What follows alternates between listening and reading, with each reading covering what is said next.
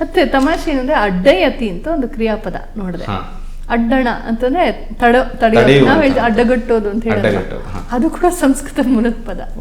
ಅಡ್ಡಣ ಅಥವಾ ಅಡ್ಡಯತಿ ಸಹ ತಮ್ ಅಡ್ಡಯತಿ ಅಂತ. ಹಾಗೆ ಬಜ್ಜಿ ಬೋಂಡ ತಿಂತೀವಿ ತಾನೆ, ಬಜ್ಜಿ ಶಬ್ದ ಬಂದಿರೋದು ಭರ್ಜ್ಯ. ಭರ್ಜ್ಯ, ಶುಷ್ಯ, ಲೇಹ್ಯ, ಖಾದ್ಯ, ಪೇಯ ಅಂತೆಲ್ಲ ನಮ್ಮಲ್ಲಿ ಇದೆಯಲ್ಲ, ಅಂದ್ರೆ ಕುಡಿಯುವಂಥದ್ದು ಅಂತ ಚಪ್ಪರಿಸುವಂಥದ್ದು. ಹಾಗೆ ಭರ್ಜ್ಯ ಅಂದ್ರೆ ಕರೆದಿರುವಂಥದ್ದು, ಭಕ್ಷ್ಯ ಸೇವರೀಸ್ ಅಂದ್ರೆ ಸ್ವೀಟ್ಗಳು, ಬರ್ಫಿ, ಲಡ್ಡು ಅಂಥದ್ದು. ಸೊ ಇದೆಲ್ಲ ಇಂದ ಲಡ್ಡು ಬಂದಿದೆ. ಹೀಗೆಲ್ಲ ಲಡ್ಡು. ಹೌದು, ಖೀರ್ ಅಂತ ಹೇಳ್ತಾರೆ ಹಿಂದಿನಲ್ಲಿ, ಅದು ಕ್ಷೀರಾನ್ನದಿಂದ ಖೀರ್ ಬಂದಿರೋದು, ಹಾಲಿನಿಂದ ಮಾಡಿರತಕ್ಕಂತ. ಹಾಗೆ ಫಲ ಅಂತಂದ್ರೆ ಮಾಂಸ ಅಂತ. ಫಲ ಅಲ್ಪ ಪ್ರಾಣ, ಫಲ ಅಲ್ಲ ಫಲ. ಸೊ ಕೆಲವರು ಏನ್ ಮಾಡ್ಬಿಡ್ತಾರೆ, ನಂದು ಇವತ್ತು ಏಕಾದಶಿ ಫಲಾಹಾರ ಅಂತ ಹೇಳೋದು, ಏಕಾದಶಿ ಫಲಾಹಾರ, ಏಕಾದಶಿಗೋಸ್ಕರ ಮಾಂಸ ತಿಂತೀನಿ ಅನ್ನೋ ಅರ್ಥ ಬಂದ್ಬಿಡುತ್ತೆ. ಅದಕ್ಕೆ ಅಲ್ಪ ಪ್ರಾಣ ಮಹಾಪ್ರಾಣದಲ್ಲಿ ಸ್ವಲ್ಪ ಹುಷಾರಾಗಿರ್ಬೇಕಾಗತ್ತೆ. ಫಲ ಅಂದ್ರೆ ಮಾಂಸ. ಸೊ ಫಲಾಶನ ಅಂತಂದ್ರೆ ರಾಕ್ಷಸರು ಅಥವಾ ನಾನ್ ವೆಜ್ ತಿನ್ನೋರು. ನಾನ್ ವೆಜ್ ತಿನ್ನೋರೆಲ್ಲ ರಾಕ್ಷಸರು ನಾನು ಹೇಳ್ತಿಲ್ಲ, ಕೆಲವು ಕಡೆ ಆತರ ಬಳಸ್ತಾರೆ ಕಾವ್ಯದಲ್ಲಿ. ಫಲಾಶನ ಅಂತಂದ್ರೆ ಫಲಮಶ್ನಾತಿಥಿ ಅಂದ್ರೆ ಮನುಷ್ಯರನ್ನು ತಿಂದು ಹಾಕೋರು ಅನ್ನೋ ಅರ್ಥದಲ್ಲಿ ಅಲ್ಲಿ ಹೇಳ್ತಾರೆ ಅಷ್ಟೇ. ಈ ಫಲಾನ್ನ ಅಂತಂದ್ರೆ ನಾನ್ ವೆಜಿಟೇರಿಯನ್ ಬಿರಿಯಾನಿ ಅಥವಾ ರೈಸ್, ಅದೇ ಪಲಾವ್ ಆಗಿರೋದು. ಪಲಾವ್ ಶಬ್ದದ ಮೂಲಾರ್ಥ ಅದು ವೆಜಿಟೇಬಲ್ ಪಲಾವ್ ಅಂದ್ರೆ ಅದಕ್ಕೆ ಅರ್ಥನೇ ಇಲ್ಲ. ಫಲ ಅಂದ್ರೆ ಮಾಂಸ, ವೆಜಿಟೇಬಲ್ಸು ಮಾಂಸವು ಸೇರಿಸಿರೋ ಅನ್ನ ಅಂತ. ಅದ್ರ ಬದಲು ನಾವು ಬೇರೆ ಚಿತ್ರಾನ್ನ ಅಂತಲೋ ತರಕಾರಿ ಅನ್ನ ಅಂತಲೂ ಬಳಸೋದು ಒಳ್ಳೇದು. ಹಾಗೆ ಕತ್ತು, ಕಂಠ, ಮುಖ, ಮೊಗ ಆಗಿದೆ. ಕವಿತೆಗಳಲ್ಲಿ ಮುಗ ಅಂತಲೂ ಷಣ್ಮುಗ ಅಂತ ಹೇಳ್ತಾರೆ. ಮೊಗ. ಹಾಗೆ ಅಂಗುಲೀಯಕ ಅಂದ್ರೆ ಉಂಗುರ, ಅದಕ್ಕೆ ಉಂಗುರ ಆಗಿದೆ. ಸಾರಹ ಅನ್ನೋದು ಸಾರು ಅಂದ್ರೆ ಬೇಳೆಯ ಕಟ್ಟನ್ನ ತೆಗೆದು ಅದರಿಂದ ಮಾಡೋದನ್ನ ಸಾರು ಅಂತ ಹೇಳ್ತಾರೆ, ಸಾರಹ. ರಸಂ ಅಂತಂದ್ರೆ ಅದು ತರಕಾರಿಯ ಒಂದು ಜ್ಯೂಸು, ಅದು ರಸಂ ಮೂಲತಃ ಹಂಗ ಅರ್ಥ. ಬಟ್ ಇವಾಗ ಏನು ಸಾರು ರಸಂ ಅಂದ್ರೆ ತಮಿಳು, ಸಾರು ಅಂದ್ರೆ ಕನ್ನಡ ಅಂತ ಅನ್ಕೊಂಡಿದ್ದೀವಿ. ಸಾರಹ ರಸಂ ಎರಡು ಕೂಡ ಮೂಲದಲ್ಲಿ. ಸೂಪ್ ಕೂಡ ಇದೆ, ಸೂಪಹ ಅಂತ. ತರಕಾರಿಯನ್ನ ಬೇಯಿಸ್ಬಿಟ್ಟು ಅದನ್ನ ತಿಳಿಯಾಗಿ, ತರಕಾರಿಯ ರಸ ಏನಿದೆ ತಿಳಿಯಾಗಿ ಮಾಡುವಂಥದ್ದು, ಅದಕ್ಕೆ ಸೂಪ್. ವೆಜಿಟೇಬಲ್ ಸೂಪ್ ಬಳಸ್ತೀವಲ್ಲ, ಸೂಪಹ ಕೂಡ ಮೂಲತಃ ಸಂಸ್ಕೃತ ಪದವೇ ಆಗಿದೆ. ಚೀರ ಕನ್ನಡದಲ್ಲಿ, ತೆಲುಗುನಲ್ಲೂ ಚೀರ ಅಂತಲೇ ಹೇಳ್ತೀವಿ ಸೀರೆಗೆ. ಚೀರದಿಂದ ಸೀರೆ ಉಂಟಾಗಿದೆ. ಹೀಗೆ ಸುಮಾರು ಪದಗಳು ಸಿಕ್ಕತ್ವೆ ನಮಗೆ, ಹುಡುಕ್ತಾ ಹೋದ್ರೆ ಕೊನೆ ಮೊದಲೇ ಇಲ್ಲ. ಇದು ಬಹಳ ಚೆನ್ನಾಗಿರುತ್ತೆ. ಅಂದರೆ ನಮ್ಮನ್ನು ನಾವು ಇಡೀ ದೇಶಕ್ಕೆ ಕಟ್ಕೋಬೋದು. ನಮ್ಮ ರಾಷ್ಟ್ರಕವಿ ಕುವೆಂಪು ಅವರು ಎಷ್ಟು ಉದಾರ ಭಾವದಿಂದ ನಮ್ಮ ನಾಡಗೀತೆ ಬರೆದಿದ್ದಾರೆ. ಅದರಲ್ಲಿ ಅವರು ಭಾರತ ಜನನಿಯ ತನುಜಾತೆ ಜಯ ಹೇ ಕರ್ನಾಟಕ ಮಾತೆ ಅಂತ ಶುರು ಮಾಡ್ತಾರೆ. ನಾನೇನು ಪ್ರತ್ಯೇಕ ಅನ್ನೋ ಮೌಢ್ಯದಿಂದ, ಹಠದಿಂದ, ನಮ್ಮ ಮೂರ್ಖತನದಿಂದ ಶುರು ಮಾಡಲ್ಲ. ಇಡೀ ಭಾರತದ ಜನನೀಯ ಅಂದ್ರೆ ಭಾರತೀಯ ಸಂಸ್ಕೃತಿಯ ಭಾಗವಾಗಿ ನಾವು ಕನ್ನಡಿಗರು. ಅವಳ ತಾಯಿ ಇದು ಮಗಳು. ಕನ್ನಡ ಅಮ್ಮ ಅಂದ್ರೆ ಸಂಸ್ಕೃತ ಅಜ್ಜಿ, ಆತರ ಅವಿನಾಭಾವ ಸಂಬಂಧ ಇದೆ ಇಲ್ಲಿ ಅಂತ. ಮತ್ತೆ ಆ ನಾಡಗೀತೆಯಲ್ಲೂ ನೋಡಿಬೇಕಾರೆ ಶಂಕರ, ರಾಮಾನುಜ, ವಿದ್ಯಾರಣ್ಯ, ಬಸವೇಶ್ವರ, ಮಧ್ವರ ದಿವ್ಯಾರಣ್ಯ, ಆಮೇಲೆ ನಾನಕ, ರಾಮಾನಂದ ಕಬೀರರ ಭಾರತ ಜನ್ಯ, ಎಲ್ಲರೂ ಚೈತನ್ಯ, ಪರಮಹಂಸ, ವಿವೇಕರ, ಬರೀ ಕರ್ನಾಟಕದವರಿಲ್ಲ ಅಂದ್ರೆ ಆ ಪ್ರತ್ಯೇಕತೆ ಇಲ್ಲ, ಎಲ್ಲ ಸೇರಿಯೇ ನಾವು. ಪ್ರಕೃತಿ ಅದನ್ನೇ ಹೇಳ್ತಿದೆ. ನಾನು ಅನ್ಕೊಳ್ತಾ ಇರ್ತೀನಿ, ಇಲ್ಲಿಂದ ಒಂದು 5-6 ಗಂಟೆ ದೂರ ಚೆನ್ನೈ, ನೀವು ಇದ್ರಲ್ಲಿ ಹೋದ್ರೆ, ಕಾರಲ್ಲೋ ಟ್ರೈನಲ್ಲೋ ಹೋದ್ರೆ ಅಷ್ಟೇ ದೂರ ಅಲ್ಲಿರುವಂಥ ಚೆನ್ನೈಯಲ್ಲಿ, ಅಲ್ಲಿ ಕಡಲಲ್ಲಿ, ಸಮುದ್ರದಲ್ಲಿ ಡಿಪ್ರೆಷನ್ ಆಗುತ್ತಲ್ಲ, ಅದು ಡಿಪ್ರೆಷನ್ ಏನಾದರೆ ಇಲ್ಲಿ 3 ದಿನ ಮಳೆ ಬರ್ತಾ ಇರುತ್ತೆ, ಮೋಡ ಕವ್ಕೊಂಡಿರುತ್ತೆ. ಅಂದರೆ ಅಲ್ಲಿ ಸಮುದ್ರದಲ್ಲಾದರೆ, ಅಲ್ಲಿ ತಮಿಳ್ನಾಡಲ್ಲಾದರೆ ನಮ್ಗೆ ಯಾಕೆ ಆಗಬೇಕು ಅನ್ನೋದು ಮೂರ್ಖತನ. ಪ್ರಕೃತಿ ಹೇಳ್ತಿದೆ ತಮಿಳ್ನಾಡು ಇಲ್ಲ ಎಲ್ಲ ನಾವೆಲ್ಲ ಒಂದೇ ಭೂಮಿಯ ಭಾಗದಲ್ಲಿದ್ದೀವಿ. ಅಲ್ಲೆಲ್ಲೋ ಕೇರಳದಲ್ಲಿ ಮರ್ತೋಯ್ತು, ಒಬ್ರು ವಿಜ್ಞಾನಿಗಳು ತುಂಬ ಚೆನ್ನಾಗಿ ಹೇಳಿದ್ರು. ಕೇರಳದಲ್ಲಿ ನಮ್ಮ ಮುಂಗಾರು ನಮ್ಮ ಇದು ಗಾಳಿ ಬೀಸುತ್ತಲ್ಲ, ಹಿಂಗೆ ದಕ್ಷಿಣದಿಂದ ಸಮುದ್ರದಿಂದ ಒಳಕ್ಕೆ ಗಾಳಿ ಬೀಸುತ್ತಲ್ಲ, ಆ ಗಾಳಿ ಬೀಸುವಾಗ ಅದು ಯಾವುದೋ 2 ಬೆಟ್ಟ ಇದೆಯಂತೆ, ನೆನಪಾಗ್ತಿಲ್ಲ, ಕೇರಳದಲ್ಲಿ. ಆ 2 ಬೆಟ್ಟಗಳ ನಡುವಿನಲ್ಲಿ ಗಾಳಿ ಹೋಗಿ ಅದು ಏರ್ ಕಂಡೀಷನ್ ಆಗತ್ತಂತೆ.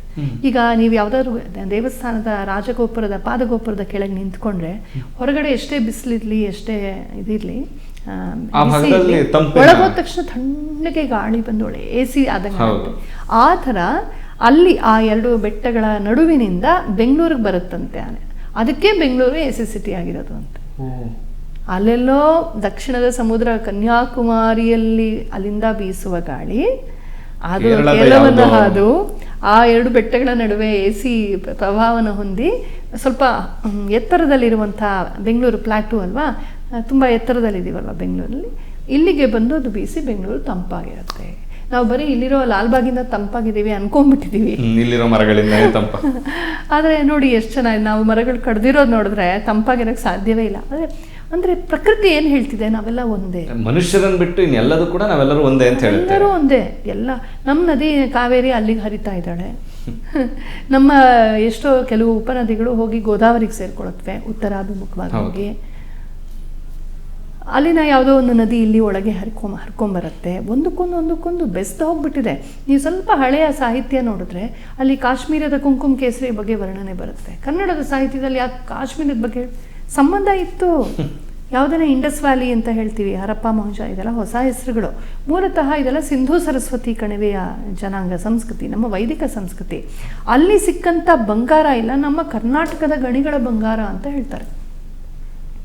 ಇಲ್ಲಿನ ಕೋಲಾರ ಇರ್ಬೋದು, ಹಟ್ಟಿ ಇರ್ಬೋದು, ಇದೆಲ್ಲ ಬೇರೆ ಬೇರೆ ಭದ್ರಾವತಿ, ಇದೆಲ್ಲ ಎಂದಿನಿಂದ ಇರುವಂಥದ್ದು. ಇಲ್ಲಿನ ಚಿನ್ನ, ಇಲ್ಲಿನ ಬಂಗಾರ, ಅಲ್ಲಿನ ಕುಂಕುಮ ಕೇಸರಿ, ಇಲ್ಲಿನ ಏಲಕ್ಕಿ ಅಲ್ಲಿ ಹೋಗೋದು, ಅಲ್ಲಿದ್ದು ಇಲ್ಲಿಗೆ ಬರೋದು, ಅಲ್ಲಿನ ಸಾಹಿತ್ಯ ಇಲ್ಲಿಗೆ ಬರೋದು, ಇಲ್ಲಿನ ಸಾಹಿತ್ಯ ಅಲ್ಲಿಗೆ ಹೋಗೋದು, ಅಲ್ಲಿನ ಶಾಸ್ತ್ರವನ್ನು ನಾವು ಬಳಸೋದು, ನಮ್ಮ ಪದಾರ್ಥಗಳನ್ನು ಅವ್ರು ಬಳಸೋದು, ಮ್ಯಾಂಗನೀಸ್ನ ನಾವು ಮತ್ತು ಎಷ್ಟೋ ಖನಿಜಗಳು, ಲೋಹಗಳನ್ನು ನಾವು ಮಾಡ್ತಾ ಇದ್ದೀವಿ. ಎಂದಿನಿಂದಲೂ ಕೂಡ, ಬಹಳ ಕಾಲದಿಂದಲೂ ಕೂಡ ಭೌಗೋಳಿಕವಾಗಿ, ಸಾಂಸ್ಕೃತಿಕವಾಗಿ, ಧಾರ್ಮಿಕವಾಗಿ, ಸಾಹಿತ್ಯ ದೃಷ್ಟಿಯಿಂದ, ರಾಜನೈತಿಕವಾಗಿ, ರಾಜಧರ್ಮದ ದೃಷ್ಟಿಯಿಂದ ನಾವೆಲ್ಲ ಒಬ್ರಿಗೊಬ್ರು ಪಟ್ಟಿದ್ದೀವಿ. ಇದನ್ನು ಮರೆಸೋ ಅಂತ ಕೆಟ್ಟ ಇತಿಹಾಸವನ್ನು, ಸುಳ್ಳಿನ ಇತಿಹಾಸವನ್ನು ತಂದು ನೀನ್ ಬೇರೆ ಒಂದು ಬಾರ್ಡರ್ ಹಾಕೊಂಡು ಕಚ್ಚಾಡ್ತಾ ಇದ್ಬಿಡಿ. ಸ್ವಾತಂತ್ರ್ಯ ಹೋರಾಟಗಾರರ ವಿಚಾರ, ಅವರು ಹೋರಾಡಿರೋ ದೇಶಕ್ಕೋಸ್ಕರ, ಆದ್ರೆ ಅವರನ್ನ ಕಟ್ಟ ಹಾಕೋದು ಒಂದು ಜಾತಿಗೆ ಅಥವಾ ಉದಾಹರಣೆಗೆ ಶಿವಾಜಿ ಅಂತ ಹೇಳ್ಬಿಟ್ರೆ, ಈಗ ಕರ್ನಾಟಕದಲ್ಲಿ ಶಿವಾಜಿ ಪ್ರತಿಮೆ ಇಡಾಗಿಲ್ಲ. ಶಿವಾಜಿ ಯಾವತ್ತೂ ಕೂಡ ಮಹಾರಾಷ್ಟ್ರಕ್ಕೋಸ್ಕರ ಹೋರಾಡಿದ್ದಲ್ಲ ಅಥವಾ ಮರಾಠರಿಗೋಸ್ಕರ ಸನಾತನ ಧರ್ಮವನ್ನು ಉಳಿಸಕ್ಕಾಗಿ ಹೋರಾಡಿತ್ತು. ಆದ್ರೆ ಕರ್ನಾಟಕದಲ್ಲಿ ಅವ್ರ ಪ್ರತಿಮೆ ಇರೋ ಆಗಿಲ್ಲ, ಅವರ ಪ್ರತಿಮೆಗೆ ಕಪ್ಪು ಮಸಿ ಬಡಿಯೋದಂತೆ ಈ ತರದ್ದು ಅಲ್ಲೂ ಹಾಗೆ ಮಾಡ್ತಾರೆ. ಇಲ್ಲಿ ಯಾವುದೋ ಸಂಗೊಳ್ಳಿ ರಾಯಣ್ಣ ಕೇವಲ ಒಂದು ಪ್ರಾಂತಕ್ಕೆ ಸೇರಿದವನು ನೋಡಿ, ಒಬ್ರು ಮಾಡಿದ ತಕ್ಷಣ ಇನ್ನೊಬ್ರಿಗೆ ಅದು ಆ ಪ್ರಚೋದಿಸುವವರು ಇರ್ತಾರಲ್ಲ ಹಿಂದೆ, ಅವರು ಈ ಜನರಿಗೆ ಸ್ವಲ್ಪ ಬಿಡಿ, ಗತಾನುಗತಿಕೋ ಲೋಕಃ ನ ಲೋಕಃ ಪಾರಮಾರ್ಥಿಕಃ ಅಂತ. ಜನ ಹೇಗೆ ಅಂದ್ರೆ ದೇ ಗೋ ವಿತ್ ಟ್ರೆಂಡ್ಸ್, ಎಲ್ಲೂ ಆಲೋಚನೆ ಮಾಡಲ್ಲ. ಹೆಚ್ಚು ಜನ ಯಾವ ಕಡೆ ಇರ್ತಾರೋ ಅದ್ರ ಕಡೆ ನಾನ್ ಥಿಂಕಿಂಗ್ ಫ್ಲೋ ಅಲ್ಲಿ. ಮಾಸ್ ಅಂದ್ರೆ ಹಂಗೆ, ಅವ್ರನ್ನ ಒಂದು 2,000 ರೂಪಾಯಿ ಕೊಟ್ಬಿಟ್ಟು ಹೆಂಗ್ ಬೇಕಾದ್ರೂ ಆಟ ಆಡ್ಸ್ಕೊಂಡು ವೋಟ್ ತಗೋಬಹುದು, ಏನ್ ಬೇಕಾದ್ರೂ ಮೋಸ ಮಾಡ್ಬೋದು, ಏನ್ ಬೇಕಾದ್ರೂ ಹಂಗೆ ಮ್ಯಾನಿಪುಲೇಟ್ ಮಾಡಿಬಿಟ್ರೆ ಯಾಕಂದ್ರೆ ಸ್ವಂತವಾಗಿ ಆಲೋಚನೆ ಮಾಡಲ್ಲ, ಕೆಲವರೇ ಆಲೋಚನೆ ಮಾಡೋದು. ಆದ್ರೆ ಈ ಮಾಸ್ ಆಲೋಚನೆ ಮಾಡದೇ ಇರೋ ಜನರನ್ನ ದಿಕ್ಕು ತಪ್ಪಿಸೋದಕ್ಕೋಸ್ಕರ ಕೆಲವರು ಸೋ ಕಾಲ್ಡ್ ಇಂಟೆಲೆಕ್ಚುಯಲ್ಸ್ ಇರ್ತಾರೆ. ಅವ್ರು ಕಾಯ್ತಾ ಇರ್ತಾರೆ, ಸರಿಯಾದ ಸಂದರ್ಭ ಬಂದಾಗ ಒಂದು ಟ್ವಿಸ್ಟ್ ಕೊಟ್ಬಿಟ್ಟು ಸುಳ್ಳನ್ನ ಹೈಪ್ ಮಾಡಿಬಿಡ್ತಾರೆ. ಸೊ ಅವ್ರೇನಾಗ್ತಾರೆ, ಅದ್ರ ಹಿಂದೆ ಹೊರಟೋಗ್ಬಿಡ್ತಾರೆ. ಈಗ ಶಿವಾಜಿ ಬಗ್ಗೆ ಕೋಪ ಹುಟ್ಟಿಸೋದು, ಯಾವ ನಮ್ಮ ದೇಶಕ್ಕೆ ಬಂದು ನಮ್ಮ ದೇಶಕ್ಕೆ ಆಚೆಯಿಂದ ಬಂದಂಥ ಅರಬ್ರು ಯಾರು ಬಂದು ಕೊಂದು ಕೊಚ್ಚಿ ಲೂಟಿ ಮಾಡಿ, ಸರ್ವನಾಶ ಮಾಡಿ, ದೇವಸ್ಥಾನಗಳನ್ನ ನಾಶ ಮಾಡಿ, ಹೆಣ್ಮಕ್ಳನ್ನ ಎತ್ತಾಕೊಂಡು ಹೋಗಿ ಮಾಡಬಾದ ಅನರ್ಥನಗಳನ್ನು ಮಾಡಿದ್ರು. ಎಲ್ಲಾದರೂ ಹಿಸ್ಟ್ರಿ ಟೆಕ್ಸ್ಟ್ ಬುಕ್ಸಲ್ಲಿ, ಇವತ್ತು ಪೊಲಿಟಿಕಲ್ ಡಿಸ್ಕೋರ್ಸಲ್ಲಿ, ಸೋಷಿಯಲ್ ಡಿಸ್ಕೋರ್ಸಲ್ಲಿ ಎಲ್ಲಾದರೂ ಅವ್ರನ್ನ ಬೈಯೋ ಅಂಥದ್ದು ನೋಡ್ತೀರಾ. ಅಕ್ಬರ್ ದ ಗ್ರೇಟ್ 5,000 ಜನ ಹೆಣ್ಮಕ್ಳು ನಿಂತ್ಕೊಂಡು ಹೋಗಿ ಜನಾನಲ್ಲಿ ತುಂಬಿಕೊಂಡಿದ್ದಂಥ ಕಾಮುಕ ಅವನನ್ನು ಗ್ರೇಟ್ ಅಂತ ಕರೀತಾರೆ. ಆಮೇಲೆ ಬ್ರಿಟಿಷರ್ಸು ನಮಗೆ ರೋಡ್ ಕೊಟ್ಟರು, ಎಲೆಕ್ಟ್ರಿಸಿಟಿ ಕೊಟ್ಟರು, ನಾನ್ಸೆನ್ಸು. ಇಲ್ಲಿಂದ ಎಲ್ಲ ಕದ್ಕೊಂಡು ಹೋಗೋಕೆ ಕೋಲಾರ ಗೋಲ್ಡ್ ಫೀಲ್ಡ್ಸ್ಗೆ ಮೊದಲು ಕೊಟ್ಟರು ಎಲೆಕ್ಟ್ರಿಸಿಟಿ. ಬೆಂಗಳೂರು ಕೊಡಲಿಲ್ಲ, ಮೈಸೂರು ಕೊಡಲಿಲ್ಲ. ಜನ ವಸತಿ ಯಾಕೆ ಅಲ್ಲಿಗೆ ಕೊಟ್ಟರು, ಅಲ್ಲಿಂದ ಕದ್ಕೊಂಡು ಹೋಗ್ಬೇಕಾಗಿತ್ತಲ್ಲ ಚಿನ್ನ. ನಾನು ಹೇಳ್ತಾ ಇರ್ತೀನಿ, ಯಾತಕ್ಕೆ ಮುಖ್ಯ ರಸ್ತೆ ಹಾಕಿದ್ರು ಮಂಗಳೂರು ಪೋರ್ಟಿಂದ ಕೋಲಾರ ಗೋಲ್ಡ್ ಫೀಲ್ಡ್ಸ್ಗೆ, ಮಧ್ಯದಲ್ಲಿ ಬೆಂಗಳೂರು ಏರ್ಪೋರ್ಟ್ ಇರಲಿಲ್ಲ ಅಂತ. ಕದ್ಕೊಂಡು ಹೋಗೋದಕ್ಕೆ ಚಿನ್ನನ ಎಷ್ಟು ಕದ್ದಿದ್ದಾರೆ, ಟ್ರಿಲಿಯನ್ಸ್ ಅಲ್ಲಿ ಕದ್ದಿದ್ದಾರೆ.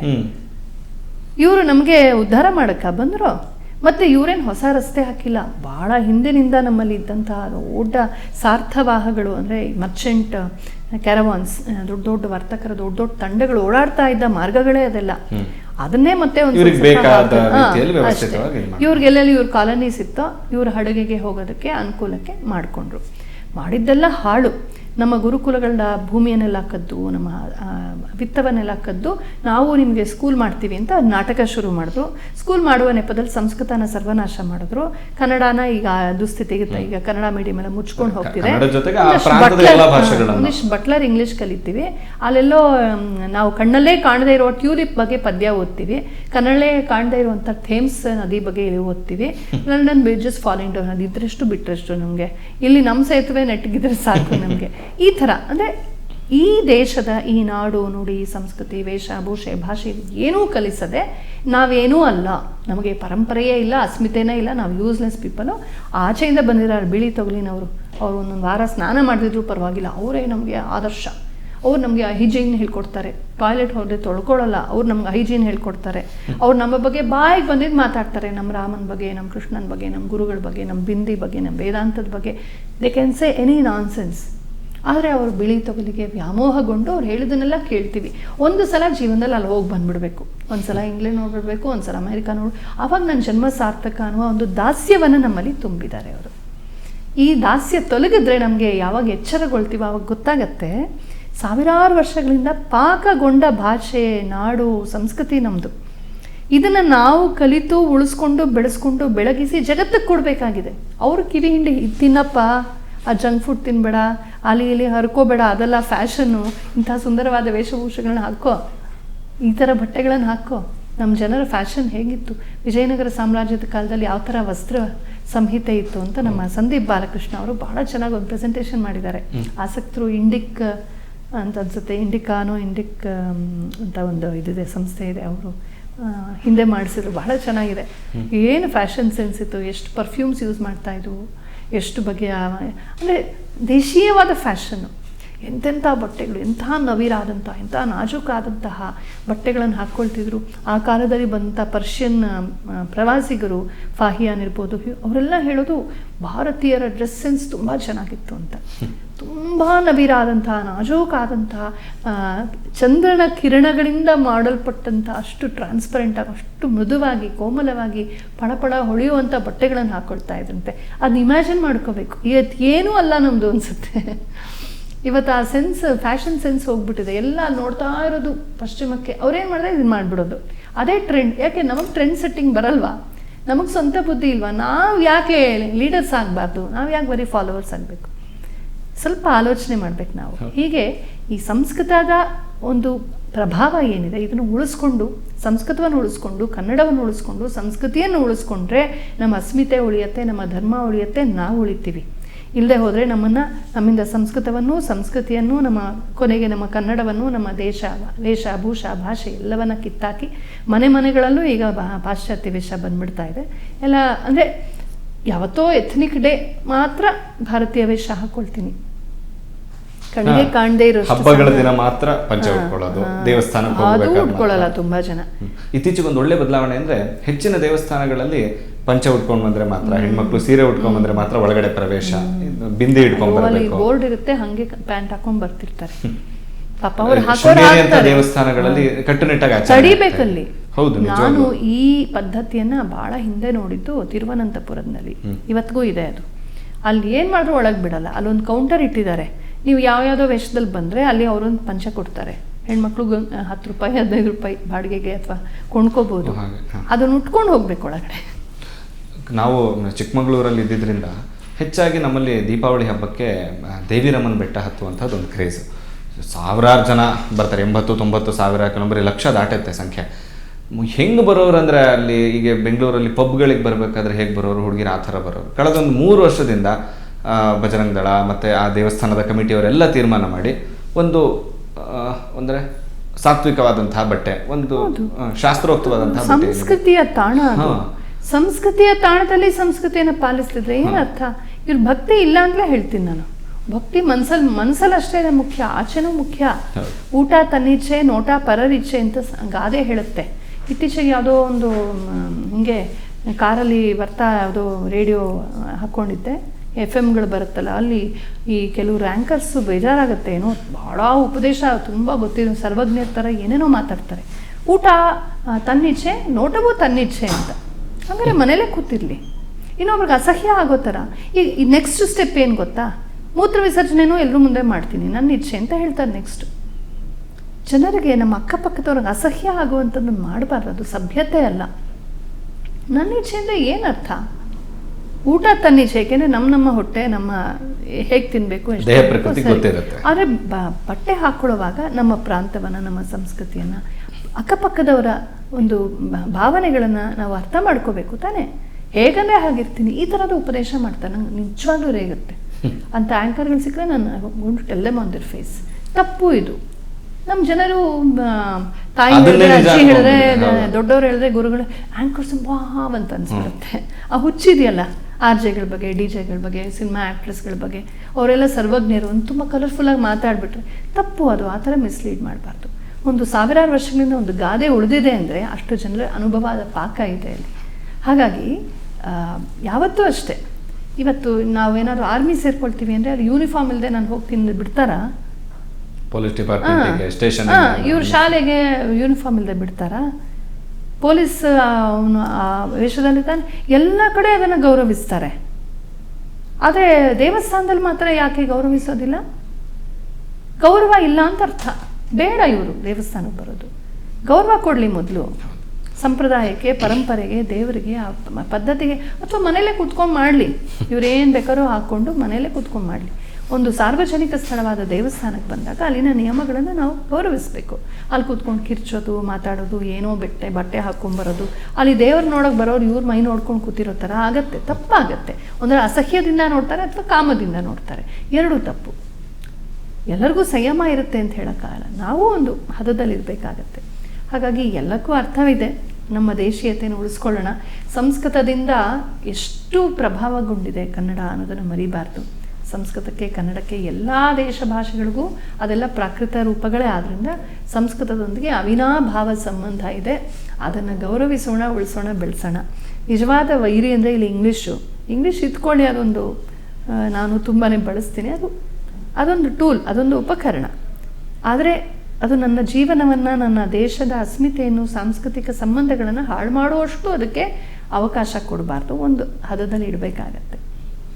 ಅಂದರೆ ಒಂದು ಹತ್ರ ಓದಿದ ನೆನಪು, ಸಂಸ್ಕೃತ ಕೇವಲ ಭಾಷೆ ಅಲ್ಲ, ಅದು ಜೀವನ ಪದ್ಧತಿಯಾಗಿ ನಮ್ಮ ಜೊತೆಗಿರಬೇಕು. ಇಂಗ್ಲೀಷ್ ಜೀವನ ಪದ್ಧತಿಯಾಗಲ್ಲ, ಕೇವಲ ಭಾಷೆಯಾಗಿ ನಮ್ಮ ಜೊತೆಗಿರಬೇಕು. ಅಷ್ಟು ಮಾತ್ರ ನೋಡ್ತಾ ಹೋಗೋಣ.